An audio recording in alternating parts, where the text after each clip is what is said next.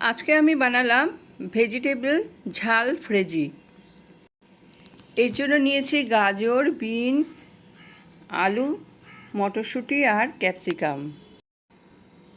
সমস্ত ভেজিটেবল আমি সরু সরু লম্বা করে কেটে নিয়েছি।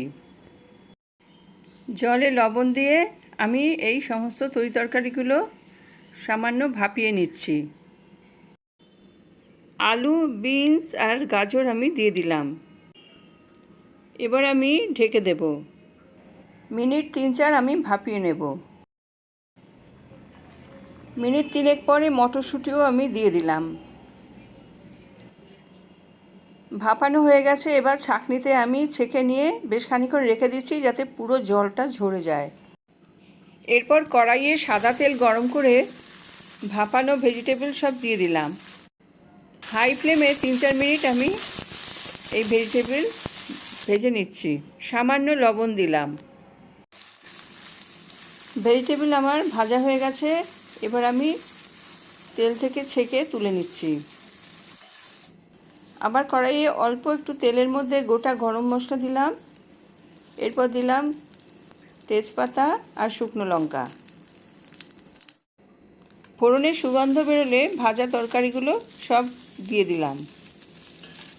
এবার এটা আমি হালকা নাড়াচাড়া করে ওর মধ্যে জিরের গুঁড়ো দিচ্ছি।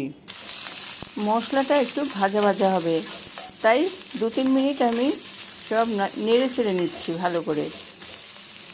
এরপর দিয়ে দিলাম সয়া সস। সব নেড়ে চেড়ে সয়া সসটা আমি ভালো করে মিশিয়ে নিচ্ছি। এরপর দিলাম টমেটো সস। তারপর দিচ্ছি রেড চিলি সস। আমার ভেজিটেবল ঝাল ফ্রেজি তৈরি হয়ে গেছে।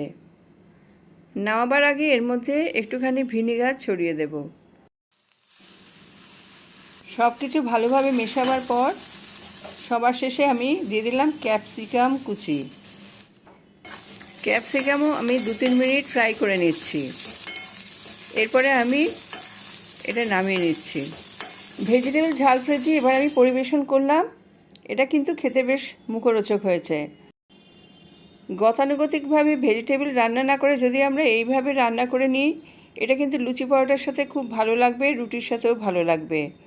আর বাচ্চারা সাধারণত ভেজিটেবল খেতে চায় না, এইভাবে রান্না করে দিলে ওদেরও খুব ভালো লাগবে। আমার এই রেসিপি যদি আপনাদের পছন্দ হয়ে থাকে তাহলে পরবর্তী পর্যায়ে আরও ভালো ভালো নিত্য নতুন রেসিপির জন্য আমার চ্যানেলকে সাবস্ক্রাইব করুন, লাইক করুন এবং শেয়ার করুন। আর অবশ্যই বেল বাটন অল প্রেস করতে ভুলবেন না।